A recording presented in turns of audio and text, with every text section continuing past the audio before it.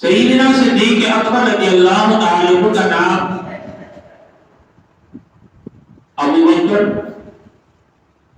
اور کنیت آپ کی صدیق اور عتیق ہے۔ صدیق اکبر رضی اللہ تعالی عنہ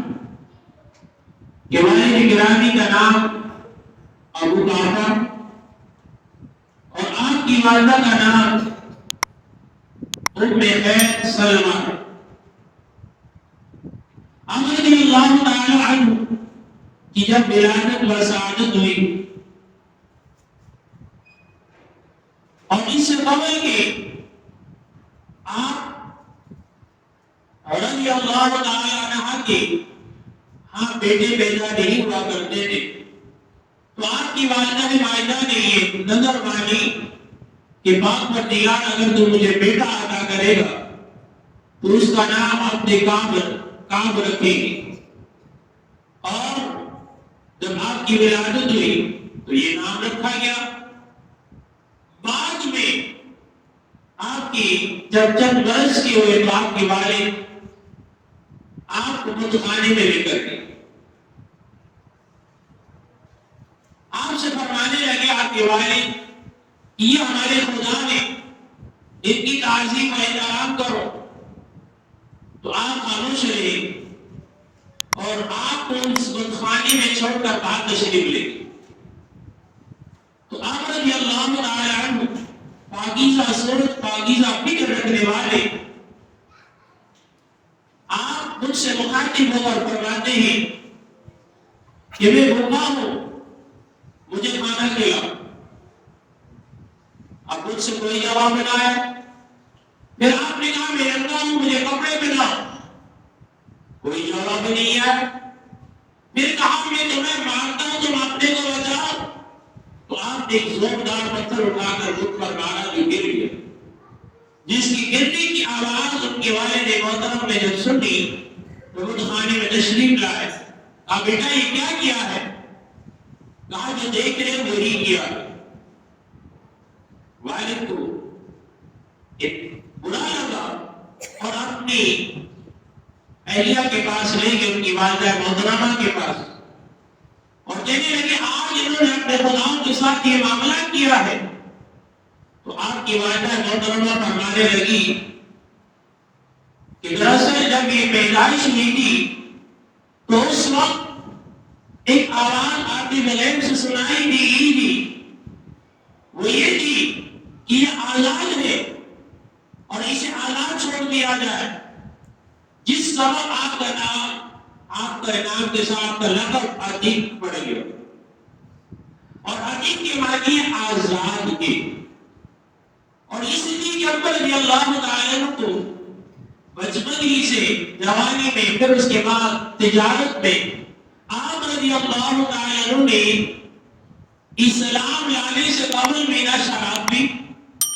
نہ کوئی وہ معاملات کے جو زمانہ جاہلیت میں کیے جاتے ہیں۔ اللہ تعالیٰ نے ان چیزوں سے آپ کو مورا اور منزہ رکھا،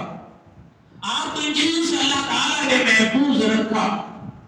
آپ تجارت فرماتے اور پھر تجارت آپ کی وسیع ہوتے ہوتے مکے اور مکے سے باہر ملک شام اور دیگر مقامات پر پھیل گئی،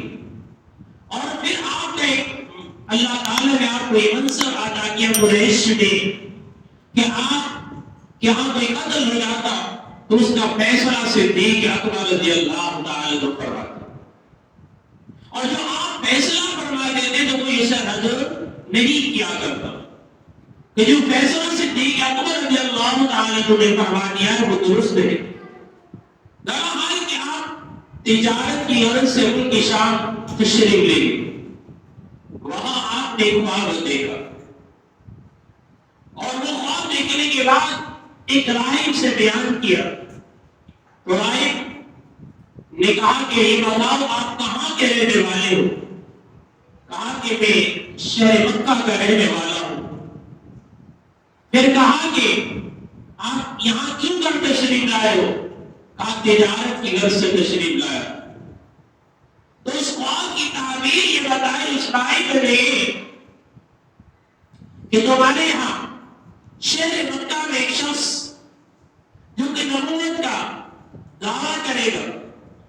اللہ اسے منصب نبوت عطا کرے گا اور پھر آپ ان کی وزیر ہوں گے، پھر اس کے بعد ان کے اول خلیفہ ہوں گے، اور تم پہلے وہ شخص ہوں گے کہ جو ان کی نبوت کی تصدیق کرنے والے ہوں۔ صدیق اکبر رضی اللہ تعالیٰ عنہ نے یہ بات اپنے دل میں رکھی، پوشیدہ رکھی، درحال کی جب سرکار دو عالم امام الانبیاء صلی اللہ علیہ وآلہ وسلم اعلان نبوت فرمایا، جب اعلان نبوت فرمایا تو اس وقت آپ رضی اللہ تعالیٰ عنہ کی عمر 37 برس تھی۔ آپ رضی اللہ تعالیٰ عنہ نے سب سے پہلے ایمان لانے والے صدیق اکبر رضی اللہ تعالیٰ عنہ، اور ایک موقع پر عرض کی یا رسول اللہ صلی اللہ علیہ وآلہ وسلم،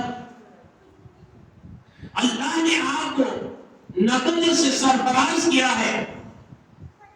تو یا رسول اللہ صلی اللہ علیہ وآلہ وسلم اس کی کیا نشانی ہے؟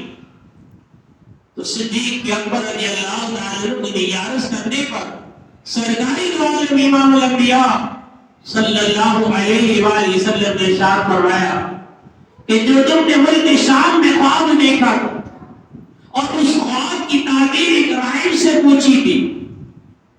وہ کیا تھی؟ میں وہی خواب ہوں۔ صدیق اکبر رضی اللہ تعالیٰ عنہ کی عظمت پر قربان ہے، آپ رضی اللہ تعالیٰ عنہ آپ علیہ السلام کی پیشانی پر بوسہ دیا اور عرض کیا رسول اللہ صلی اللہ علیہ وآلہ وسلم، میں نے خواب لے کر اس کی تعبیر دے کی، آج اس کی تعبیر مکمل ہو۔ یہ ہے نبی پاک صلی اللہ علیہ وآلہ وسلم کے سچے نبی ہونے کی نشان۔ اور ایک موقع پر آپ علیہ السلام نے ارشاد فرمایا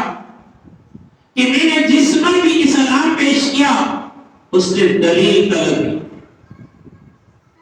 سوائے صدیق اکبر کے کہ آپ پر جب اسلام پیش کیا گیا تو بلا تردد بلا دلیل طلب کیے صدیق اکبر رضی اللہ تعالیٰ عنہ ایمان لائے اور مسلمان ہوئے۔ تو یہ صدیق اکبر رضی اللہ تعالیٰ عنہ کو اللہ تعالیٰ نے بڑا منصب عطا کیا، مردوں میں سب سے پہلے ایمان لانے والے صدیق اکبر، آپ کے خلیفہ آپ کے وزیر منصب پر فائز پر ہونے والے صدیق اکبر، آپ کے بعد خلافت کو سنبھالنے والے صدیق اکبر، اور قرآن کریم فرقان حمید کو تحریر تختیوں پر فرمانے والے سب سے پہلے صدیق اکبر رضی اللہ تعالیٰ عنہ، کہ آپ نے قرآن کریم فرقان حمید کو تحریر کیا تختی پر، اور پھر جب سیدنا صدیق اکبر رضی اللہ تعالیٰ عنہ کو دور آیا، آپ علیہ السلام کی دنیا سے رحلت فرمانے کے بعد مسلمیہ بن کذاب نے جھوٹے نبوت کا دعوے دار بن گیا، تو اس وقت آپ رضی اللہ تعالیٰ عنہ نے قرآن کریم فرقان حمید کو یکجا کرنے کی کتاب کی شکل دینے کا حکم صدیق اکبر رضی اللہ تعالیٰ عنہ نے صادر فرمایا۔ جب مسلمیہ بن کذاب سے جنگ ہوئی تو 700 حفاظ کرام صحابہ شہید ہو گئے۔ حفاظ صحابہ، قرآن کے حافظ قاری شہید ہوتے ہوئے جب اس طرح آپ نے دیکھا تو اللہ اکبر، کیسی سوچ تھی ان کی، صحابہ کو جمع کیا، فرمایا کہ اگر اس طرح صحابہ شہید ہوتے رہے تو یہ قرآن جو عظیم کتاب ہے